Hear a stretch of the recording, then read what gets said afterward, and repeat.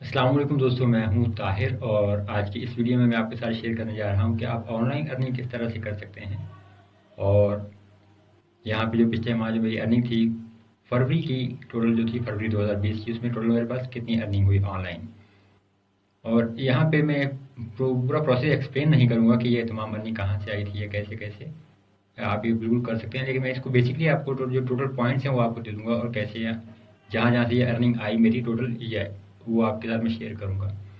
और एक चीज़ ये है कि देखिए, ऑनलाइन अर्निंग पॉसिबल है, बिल्कुल पॉसिबल है। आप पैसा कमा सकते हैं। बहुत से लोग हैं जो लाखों में भी कमा रहे हैं, करोड़ों में भी कमा रहे हैं, और कुछ ऐसे हैं हमारी तरह जो अभी सिर्फ हज़ारों में ही फंसे हुए हैं। लेकिन अर्निंग बिल्कुल पॉसिबल है। अब इसमें एक चीज़ जो आपके साथ मैं शेयर करना चाह रहा था कि ये देखिए, इसमें कुछ टाइम लग सकता है। ऐसा नहीं है कि आपको जो है कई साल इंतज़ार करना पड़े, और ऐसा भी हो सकता है कि आप जो है चंद माह में ही बहुत अच्छी अर्निंग करने लगें, क्योंकि इसमें डिपेंड करता है, हर बंदे की अलग मेहनत होती है, वो कौन से टॉपिक चूज़ करता है या वो किस साइड पे जाना चाहता है। मिसाल के तौर पे अर्निंग के बहुत से मुख्तलिफ तरीके हैं। अगर आप सिर्फ यूट्यूब की ही बात करें तो यूट्यूब पे भी आपको जो है अर्निंग के 10 अलग अलग तरीके मिल जाएंगे। बहुत से लोग हैं जो अर्निंग यूट्यूब से कर रहे हैं, और वो सिर्फ यूट्यूब के ऐड से ही पैसे नहीं कमाते, वो यूट्यूब पर चीज़ें सेल भी कर रहे हैं। यूट्यूब पे वो एडवर्टाइजिंग से ही पैसा कमाते हैं। जिनके मशहूर चैनल हैं तो उनको बहुत सी कंपनीज जो है पैसे देते हैं उनकी प्रोडक्ट्स वगैरह प्रमोट करने के लिए। तो आपके पास मुख्तलिफ तरीके होते हैं। अब इसी तरह से अगर मैं अपनी बात करूँ तो मेरा जो काम है वो है ऑनलाइन राइटिंग का या कंटेंट राइटिंग का। और कंटेंट राइटिंग में भी आपके पास मुख्तलिफ अर्निंग के ऑप्शन होते हैं। आप इसमें आपको कुछ क्लाइंट्स कम पे करते हैं, कुछ ज़्यादा पे करते हैं। और फिलहाल जो है कुछ पिछले चंद माह से मैं लिखने का काम ज़्यादा नहीं कर रहा। ये जो मेरी अर्निंग है, ये तमाम की तमाम अर्निंग एफिलिएट अर्निंग है। यानी जो काम मैंने पहले किया था, जो अपने आर्टिकल्स वगैरह लिख रखे थे और जो मैं चीज़ें प्रोडक्ट वगैरह प्रमोट कर रहा था अपने आर्टिकल्स में, अब ये उनकी अर्निंग आ रही है मेरे पास। और पिछले माह की जो अर्निंग थी फरवरी 2020 की, वो अगर टोटल मिलाई जाए तो तकरीबन 53,000 रुपये बनती है। और इसमें मैंने कोई भी नया काम नहीं किया था। ये बिल्कुल टोटली जो है एफिलिएट अर्निंग थी। जो भी मैंने काम किया पिछले अपनी वेबसाइट पे और वहाँ पे कुछ चीज़ें मैंने प्रमोट की थी, ये उन्हीं की तरफ से अर्निंग आई। तो चलिए, अब मैं आपको अपने कुछ स्क्रीनशॉट्स वगैरह दिखा देता हूँ पेपाल में जो मेरे पास पेमेंट रिसीव हुई, और उसमें जो चार्जेस वगैरह भी हैं वो भी मैं आपको दिखा दूँगा। और पेपाल में जो आपकी पेमेंट रिसीव होती है, उसमें याद रहे कि कुछ आपको चार्जेस वगैरह पे करने पड़ते हैं, क्योंकि जब आपके पास पेमेंट रिसीव होती है कुछ चार्जेस वहाँ होते हैं। फिर जब आप उस पेमेंट को अपने पास बैंक ट्रांसफ़र करते हैं तो वहाँ पे आपको अलग चार्जेस देने पड़ते हैं। फिर बैंक से जो आप निकलवाएंगे रकम, तो वहाँ के भी चार्जेस अलग होते हैं। तो मेरा जो पेपाल का अकाउंट है वो मैंने लिंक कर रखा है अपने पेयोनियर अकाउंट से। और अब जब मैं पेपाल से पेयोनियर में ट्रांसफ़र करता हूँ तो वहाँ अलग चार्जेस होते हैं। फिर जब पेयोनियर से पाकिस्तान में ट्रांसफ़र करता हूँ तो उसके चार्जेस अलग होते हैं। तो ये तमाम चीज़ें भी आपके ज़हन में रहनी चाहिए। तो चलिए देखते हैं, मैं आपको स्क्रीनशॉट्स वगैरह सारे वो दिखा देता हूँ कि कौन सी अर्निंग थी और कहाँ कहाँ से वो मेरे पास आई। अब यहाँ पर देख सकते हैं आप, ये मार्च की जो मार्च 9 की तारीख तक जो लास्ट मेल थी मेरे पास पेपाल की तरफ से, और उसमें ये है कि you add your phone number. तो मैं आपको जो फरवरी की जो मेल्स हैं और जितनी भी हैं उनमें दिखा देता हूँ, और जो मुझे पेमेंट रिसीव हुई इसमें।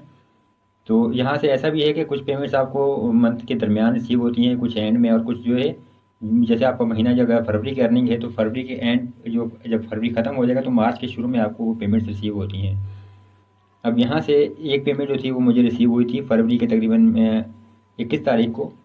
तो ये सबसे पहली पेमेंट थी, ये फरवरी की थी जो मुझे मार्च में जो मैंने निकलवाई। अब यहाँ से आप देख सकते हैं कि ये है बबल स्टोर मैनेजमेंट की तरफ से जो मुझे पेमेंट रिसीव हुई, ये दिसंबर 2019 WooCommerce.com। आप यहाँ पे देख सकते हैं टोटल अर्निंग है, और इसकी जो अमाउंट रिसीव हुई है मुझे $108। अब ये $8 जो है ये एफिलिएट अर्निंग है, क्योंकि ये WordPress.com जो है आपका एक एफिलिएट प्रोग्राम, आप उनका ज्वाइन कर सकते हैं, और उनकी आप WordPress.com की प्रोडक्ट जब आप प्रमोट करेंगे या अपने पास आर्टिकल वगैरह लिखेंगे, तो जो भी लोग आपके रेफरेंस से जो है वहाँ से कुछ भी सर्विस खरीदेंगे, उनकी प्रोडक्ट खरीदेंगे, तो आपको उसका एफिलिएट मिलता है। अब ये देखिए, ये बबल स्टोर की जानिब से है। और जो ताज़ा जो इसके बाद आपको कुछ मज़ीद वीडियो भी स्क्रीनशॉट्स भी दिखा दूँगा या मेल दिखा दूँगा आपको कि किस तरह से अर्निंग आपको मिलती है, आपको पता कैसे चलता है कि आपने कितनी अर्निंग की। अब ये पहली पेमेंट थी जो फरवरी के मिड में रिसीव हुई, तकरीबन एंड में समझे। फिर यहाँ पे ये देखिए, दूसरी पेमेंट जो थी मुझे मिली वो है ये, अब देखिए मार्च 2 की, ये आप चेक कर सकते हैं, ये मार्च 2 की पेमेंट है। ये टिप्स एंड ट्रिक्स HQ की जानिब से थी। और यहाँ पर जो मुझे पेमेंट रिसीव हुई है $60 है, आप देख सकते हैं $59.96। और ये भी कमीशन ही है। और ये भी कोई मैंने फरवरी में काम नहीं किया था, ये जो मैंने पहले काम कर चुका हूँ, ये वहीं से जो मेरी अर्निंग आती है ये वो एफिलिएट अर्निंग ही है। अब इसके बाद देखिए हमारे पास जो मार्च 2 की ही एक और पेमेंट है, ये भी पेपाल में आप चेक कर सकते हैं, पेपाल की तरफ से मेल है मेरे पास, टेप एफिलिएट की तरफ से है, ये भी मैं प्रोग्राम एक प्रमोट करता हूँ और उसी की तरफ से मुझे पेमेंट मिली। तो यहाँ पर जो मुझे पेमेंट रिसीव हुई, टोटल पेमेंट $112 रिसीव हुई, जबकि यहाँ पर आप चेक कर सकते हैं जो फीस थी $5.25 थी पेपाल की तरफ से। जो अमाउंट जो मेरे अकाउंट में बची वो थी $160। तो ये इस तरह से जब आप पेपाल में पेमेंट रिसीव करते हैं तो वहाँ पर आपके कुछ चार्जेस भी आपको अदा करने होते हैं, तो ये चार्जेस थे। और फिर मार्च 2 के बाद यहाँ पे मार्च 2 की एक और पेमेंट जो रिसीव हुई, ये भी आप चेक कर सकते हैं। ये केस प्रूफ INC है, ये भी एक सर्विस है, वर्डप्रेस के हवाले से एक प्रोडक्ट है मेंबर प्रेस, जो कि एक प्लगइन है, तो उसको मैं प्रमोट करता हूँ। अब यहाँ पे आप चेक भी कर सकते हैं your member press affiliate commission payment for January 2020। तो ये अब यहाँ पे देखिए अर्निंग आप इसको कह सकते हैं कि ये फरवरी की नहीं है, तो लेकिन ये पेमेंट जो थी जनवरी की थी, और जबकि ये मुझे रिसीव हुई है मार्च में।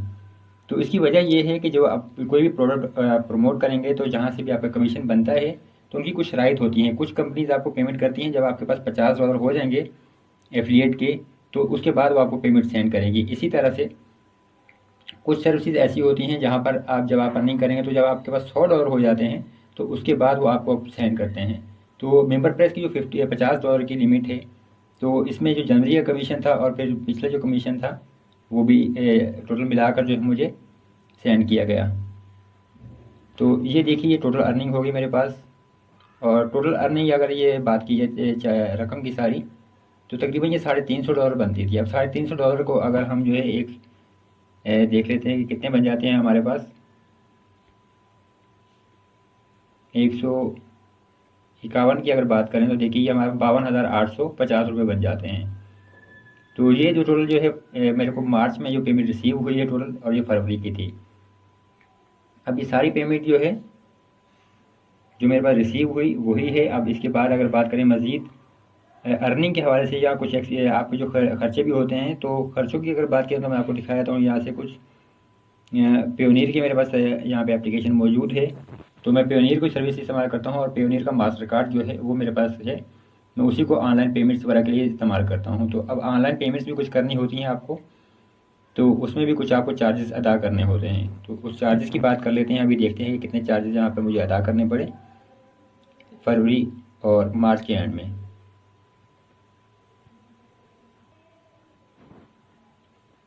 अब यहाँ से ये पेयोनियर के स्टेटमेंट्स हैं। अब इसमें अगर देखें जो पेयोनियर की लेटेस्ट ट्रांजैक्शंस हैं, तो इसमें आप चेक कर सकते हैं कि namecheap.com के जो हैं $10.10 है एक पेमेंट। इसके बाद namecheap.com की एक और पेमेंट है $111.10 की, यानी कि नेमचीप पर जो है मुझे ये पे करनी पड़ी थी। अब नेमचीप जो है मैं अपने डोमेन नेम रजिस्टर करने के लिए इस्तेमाल करता हूँ और होस्टिंग के लिए इस्तेमाल करता हूँ। तो ये जो पेमेंट थी, ये तमाम पेमेंट मैंने समझे कि 111 और 10 $121, और टोटल पेमेंट जो मेरे पास कुछ तकरीबन $130 बनती थी जो मुझे पे करना पड़ी नेमचीप में डोमेन नेम रजिस्ट्रेशन और होस्टिंग के हवाले से। और ये हर महीने पे नहीं करनी पड़ती, नेम जो डोमेन की आपकी फ़ीस होती है आपको सालाना पे करनी होती है, $10 से लेकर $13 के दरमियान होती है। जबकि जो होस्टिंग की फ़ीस होती है वो भी आपको सालाना या 3 साल का जो भी आप पैकेज लेते हैं वो पे करनी पड़ती है। तो ये जो मेरा 3 साल का पैकेज था होस्टिंग, शेयर्ड होस्टिंग का, तो ये मेरे को उसकी पेमेंट करना थी। और फिर यहाँ पर आप चेक कर सकते हैं 4 मार्च की जो मेरे पास जो पेमेंट रिसीव हुई है, ये जो मैंने निकलवाई है अपने पास, ये जैज़ कैश में लिखे $26 है, फिर $163 है और फिर $3 है। अब आप जो पेयोनियर से पेमेंट डायरेक्टली जैज़ कैश में भी निकलवा सकते हैं, और उस पर भी मैं एक वीडियो बना चुका हूँ, आप देख सकते हैं। फिर यहाँ से जो पे मेरे पास जो ये ग्रीन आप ये देख सकते हैं, ग्रीन एरो का मतलब है कि ये पेमेंट आपके पास रिसीव हो रही है आपके अकाउंट में।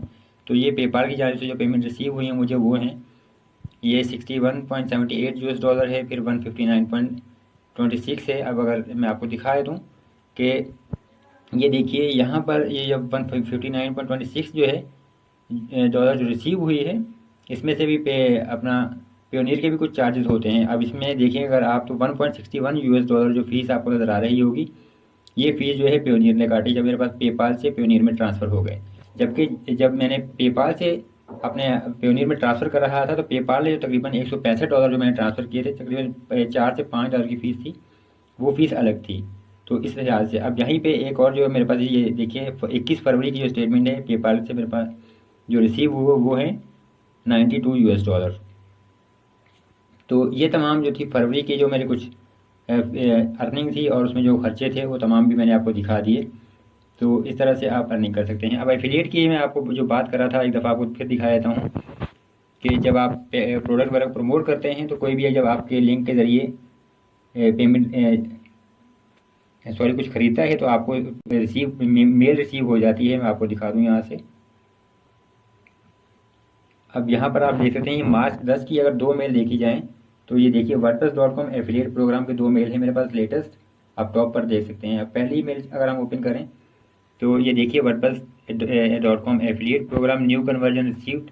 तो यानी यहाँ से ये जो किसी से बंदे ने जो है वर्डप्रेस से जो मेरे लिंक के ज़रिए कुछ ख़रीदा, एक प्रोडक्ट जब उन्होंने ऑर्डर की तो ऑर्डर की जो टोटल कीमत थी वो $79 थी, जिसमें से 20% कमीशन रेट है। तो मुझे जो है $15.80 की जो है अर्निंग हुई।